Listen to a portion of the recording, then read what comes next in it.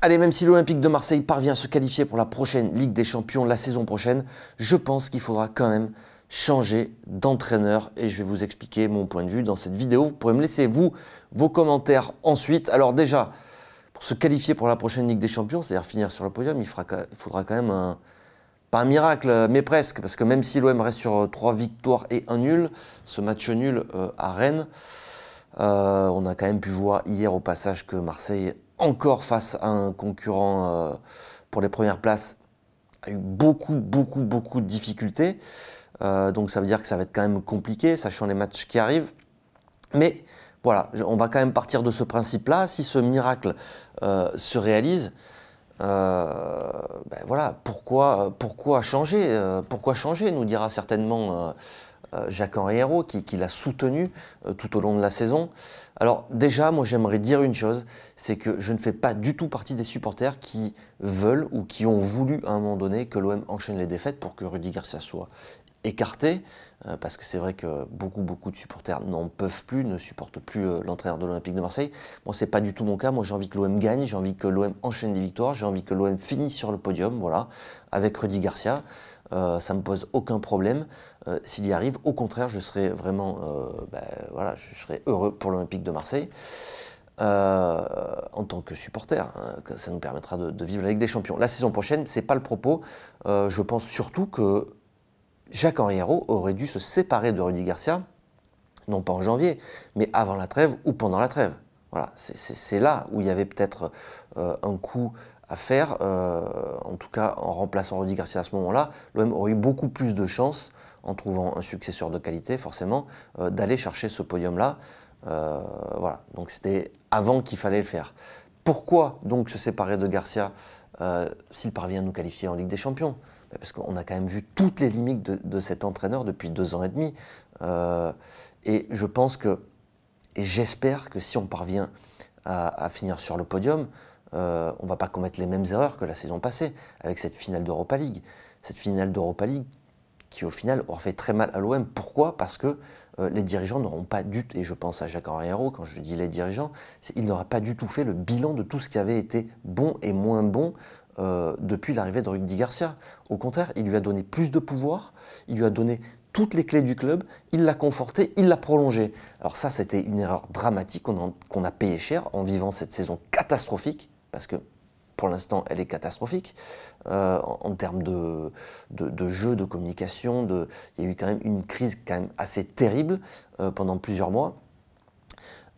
Donc voilà, si l'OM parvient à accrocher cette place sur le podium, j'espère que Jacques-Henri Hérault fera le bilan une bonne fois pour toutes de ce qui fonctionne avec Garcia et de ce qui ne fonctionne pas. Et si on le fait, nous, le bilan, ben on va se rendre compte qu'on ne peut pas continuer avec cet entraîneur encore pour 2-3 saisons, si on veut véritablement progresser. Alors on va prendre d'abord le jeu de l'Olympique de Marseille.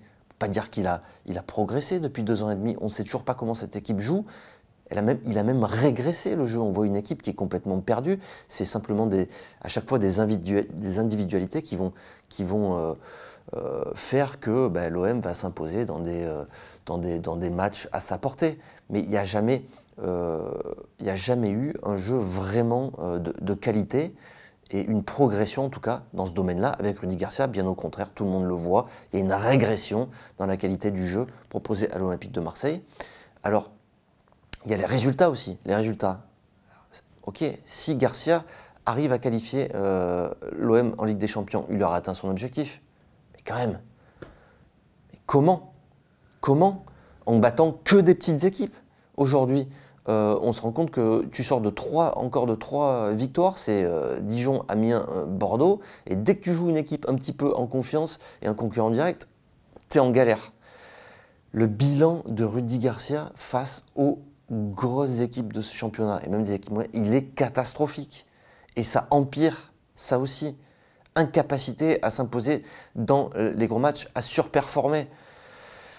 Finale d'Europa League. Bon, finale d'Europa League, ok, mais il faut se rappeler quand même des circonstances, comme on est arrivé en finale d'Europa League. Alors ça a été magnifique, il y a eu de la ferveur, de la passion, on a tous, voilà, ça a été des moments exceptionnels au Vélodrome.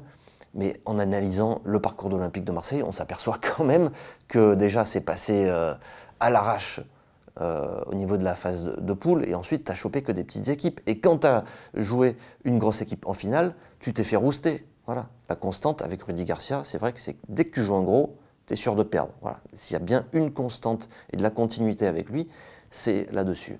Il y a aussi la communication. Les supporters n'en peuvent plus de la communication de Rudy Garcia. C'est insupportable. Insupportable, pardon. Nous-mêmes, on ne va plus aux conférences de presse quasiment. Parce que son message, c'est pas qu'il passe plus. C'est que les gens n'en peuvent plus de l'écouter. À chaque fois, se trouver des excuses, pleurer sur l'arbitrage. L'équipe, c'est l'équipe de la première mi-temps. Si on n'avait pas pris 5 buts, on aurait été la meilleure défense de Ligue 1. Enfin, on ne va pas toutes les passer. Mais cette communication, les gens n'en peuvent plus. Et enfin, et je pense que c'est la partie la plus grave de l'ère Garcia, c'est la gestion du mercato. C'est lui qui a eu les clés du mercato. Il a fait ce qu'il a voulu. Il a dilapidé 160 millions environ sur les 200 millions d'euros qu'il avait à sa disposition. On va dire que 70% de ses recrues, ce sont des échecs.